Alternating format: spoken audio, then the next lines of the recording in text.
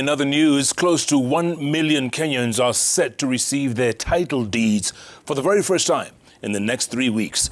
The titles will be issued under the National Titling Program that has seen over 6 million title deeds processed under the Jubilee government. President Uhuru Kenyatta kicked off the issuance process today with a warning to Kenyans to refrain from voting in a leadership that would reverse reforms in the land sector.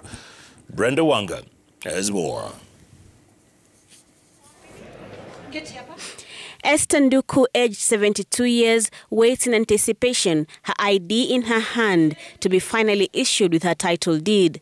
She's been living on a piece of land in Komarok without the security that a title deed brings. Sasa hapo nimekaa sana. Nilikuja hapo sikukuwa mzee, nilikuwa mtu mwenye nguvu. Sasa siwezi. Unaenda pande ya Lamu? She joins hundreds of others like her here at the KICC Nairobi and millions spread across the country whose dreams of using their land for development has been halted by lack of ownership documents. Kupata hiyo cheti at least itakusaidia sana. Unaweza enda bank, upate mkopo, ujiendeleze kimaisha. Pia hata kwa watoto wetu watafurahia kujivunia babu yao ambao ni mwanzilishi wa hii kazi. Ibrahim Jarso Dambi. Today, the Ministry of Lands was changing the fortunes of these people. 250 titles were issued to those present, while a further 1 million will be issued to landowners across the country in the next 3 weeks.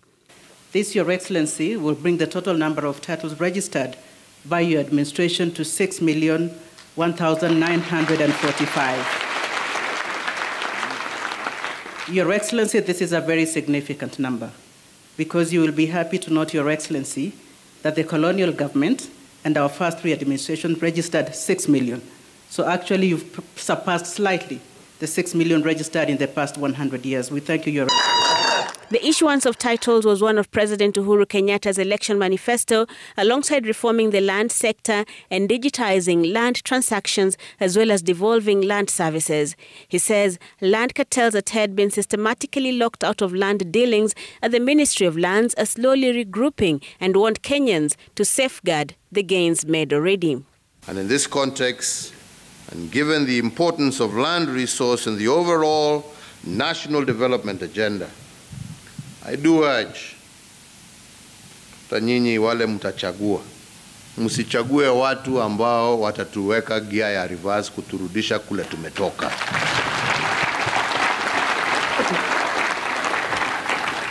Tunataka wale ambao watasongesha hii agenda na kuhakikisha kwamba kila Mkenya ako na haki yake na mali yake,